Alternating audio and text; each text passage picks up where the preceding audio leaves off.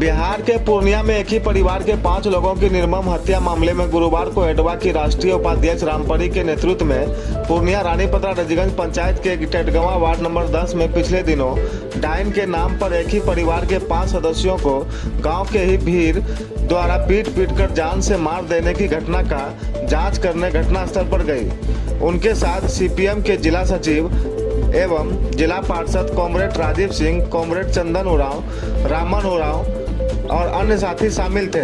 उपाध्यक्ष रामपरी ने कहा कि गांव की कुछ महिला और पुरुष से बात करने से पता चला कि 6 जुलाई को मुहर्रम के दिन सुनियोजित तरीके से उस परिवार पर हमला किया गया। यह घटना बहुत ही बर्बर एवं मानवता को कलंकित करने वाली घटना है। बिहार में डायन के खिलाफ 1999 में कानून बना है, लेकिन जागरूकता के अभाव में आदिवासी और महादलित परिवार अंधविश्वास, झाड़ फूंक में विश्वास करके डायन के नाम पर महिलाओं को प्रताड़ित करना, महिला पिलाना, नंगा करके गांव में घुमाना जैसा घटना को अंजाम देते हैं, जो दुर्भाग्यपूर्ण है।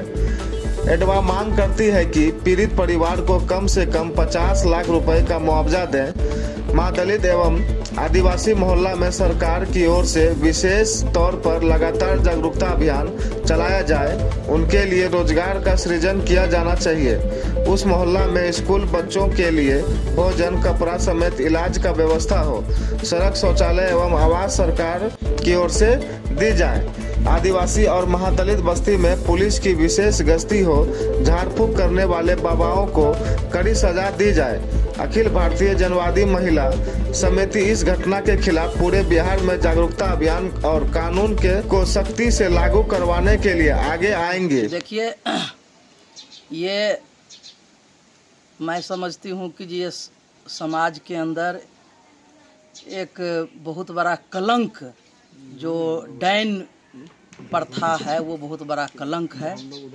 और इस बिहार के अंतर्गत ही नहीं, बल्कि मुझे लगता है कि इस देश के अंदर ही भी ये घटना सबसे बड़ी घटना घटी है कि डायन कह करके पूरे परिवार को जला कर, पहले पीट करके मारना, फिर जला करके अधमरा करके फेंक देना, और पूरी रात पूरा एक समूह, जिस समुदाय आदिवासी समुदाय के ही एक समूह मिलकर के इस तरह का घटना बहुत ही निंदनीय है, बहुत ही अमानवीय है और इस सभ्य समाज के लिए बहुत ही कलंकित करने वाली ये घटना है।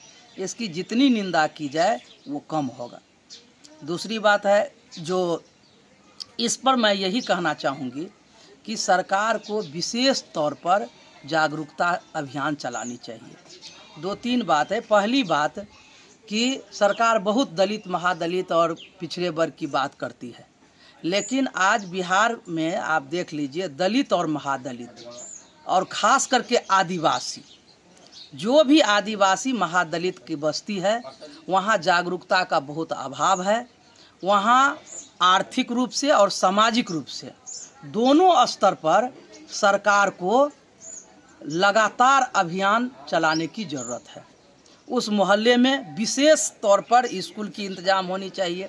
उनको ये जागरूकता देना चाहिए कि आपको अगर कुछ हो तो अस्पताल जाइए, डॉक्टर से मिलिए। और जो महिलाएं हैं और पुरुष भी, उनके बीच में जो विज्ञान क्या है, डायन कुछ नहीं होता है, तो इसमें कमी है। इसमें सरकार के तरफ से कोई ध्यान नहीं है। और मैं समझती हूँ कि जो भी आप देख रहे हैं आदिवासी का और महादलित का, उनका न रहने के लिए कोई ठिकाना रहता है, न दोनों शाम भोजन का इंतजाम है।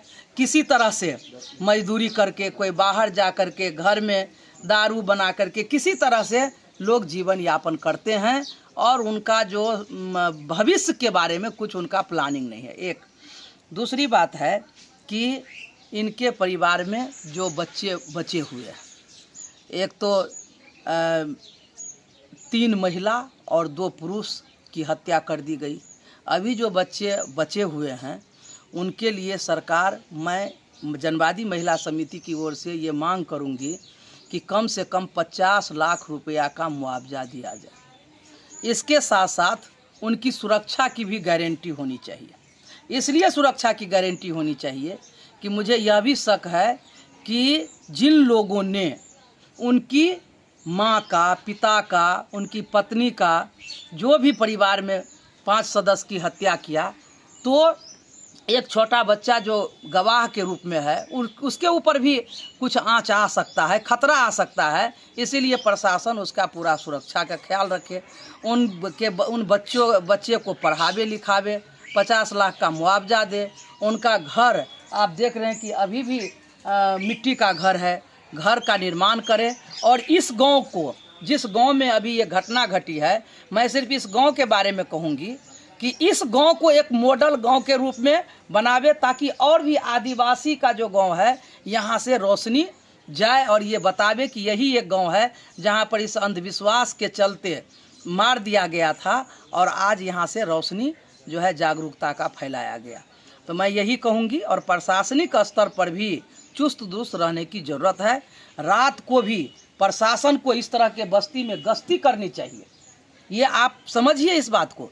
मैं ये बात इसलिए कह रही हूँ कि एक घटना न ये पहली घटना है न आखिरी घटना है। ये आदिवासी मोहल्ला में न पहली है और न आखिरी है। तो प्रशासन क्या कर रही है? प्रशासन रात को गश्ती करे, ये देखे जो कहाँ क्या हो रहा है। तो यही मैं अंतिम में यही मैं फिर से दोहराऊंगी कि जो इस तरह के मोहल्ला में जागरूकता, विशेष जागरूकता अभियान चलावे।